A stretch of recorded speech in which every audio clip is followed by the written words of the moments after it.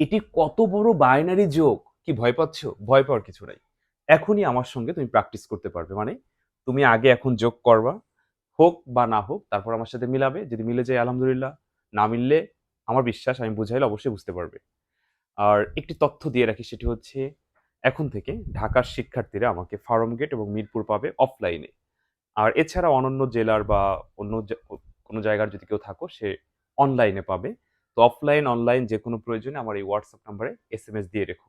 তো ঠিক আছে, আমি যেটি বলছিলাম, আমি ধরে নিলাম তোমরা ভিডিওটি পজ করে এটা করে ফেলছো। এখন আমার সাথে মিলাবে যে তোমাদের হয়েছে কিনা। আমি এমনভাবে শিখাবো যে যত বড় অ রাশির যোগ হোক না কেন এবং যেকোনো সংখ্যা পদ্ধতির যোগ হোক না কেন তুমি অবশ্যই পারবে। তো যোগ করতে গেলে মাত্র ২ টি কথা মনে রাখতে হয়। একটি কথা হলো রাশিগুলোর যোগফল যদি বেজের ছোট হয় তাই বসে যাবে। বেজের ছোট বলতে উদাহরণ ধরো এখানে যদি ০,০,০,০,০ থাকতো, তাহলে তুমি যদি এই রাশিটা যোগ করো ১,০,০,০,০,০ ১ যোগ করলে ১ বসে যেত। হাতে-টাতে কিছু থাকতো না। এলো একটা কথা। আরেকটা কথা হচ্ছে এই রাশিগুলোর এই রাশিগুলোর যোগফল যদি বেজের সমান অথবা বেজের ঊর্ধ্বে যায়, তখন সেখান থেকে বেজ বাদ দেওয়ার পরে যা থাকে তাই বসে। আর বেজ যতবার বাদ হয় হাতে ঠিক ততবার। এই বিষয়টা আমি এখন প্র্যাকটিক্যালি তোমাদেরকে দেখাই দিচ্ছি।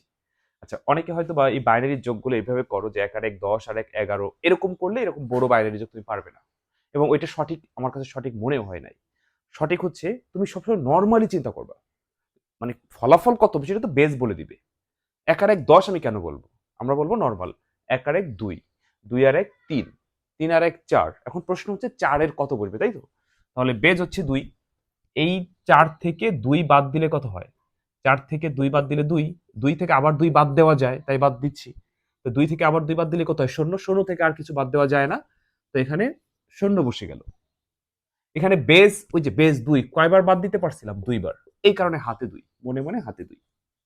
তার মানে ১ আর ১ ১০ আর ১ ১১ বললে পরে কি বলবা? ১১ আর ১ ১২, আর ১ ২০ না ১০০ না ৫০? এই প্যাচ যেন না লাগে এই কারণে সবসময় নরমাল চিন্তা করবা। ১ আর ১ ২, ২ আর ১ ৩, ৩ আর ১ ৪, আর যদি আরো ১ থাকতো ৫। এখন তুমি আমাকে প্রশ্ন করতে পারো, স্যার ৫ এর কত হবে? এই যেমন এই যে এইখানে হাতে ২ আর ১ ৩ আর ১ ৪ আর ১ ৫। এখন প্রশ্ন হচ্ছে ৫ এর কত হবে? সিস্টেমটা ওই যে বেজের ছোট হলে তাই বসে যাইতো। আর বেজের যখনই বড় বা সমান হবে সেখান থেকে বেজ বাদ দিব। তাহলে ৫ থেকে ২ বাদ দিলে ৩, ৩ থেকে আবার ২ বাদ দিলে ১, ১ থেকে আর ২ বাদ দেওয়া যায় না। এ কারণে বসে গেল ১। বেজ কয়বার বাদ হইছে বলো তো? ২ বার। হাতে ২, হাতে ২, হাতে ২। আবার নরমাল চিন্তা করো। ২ আর ১ ৩, ৩ আর ১ ৪। এখন প্রশ্ন হচ্ছে ৪ এর কত বসবে? ওই যে ৪ এর ০ বসলো ০। বেজ কয়বার বাদ হইছে? ২ বার। আবার হাতে ২। এখন প্রশ্ন হচ্ছে ২ আর ১ ৩, ৩ এর কত বসবে? বেজ হচ্ছে ২। তো ৩ থেকে ২ বাদ দিলে ১, বসে গেল ১। বেজ একবার বাদ হইছে, হাতের ১ কিছু নাই, বসে গেছে। দেখছো? হয়ে গেছে যোগ। আমার সাথে কি মিলছে?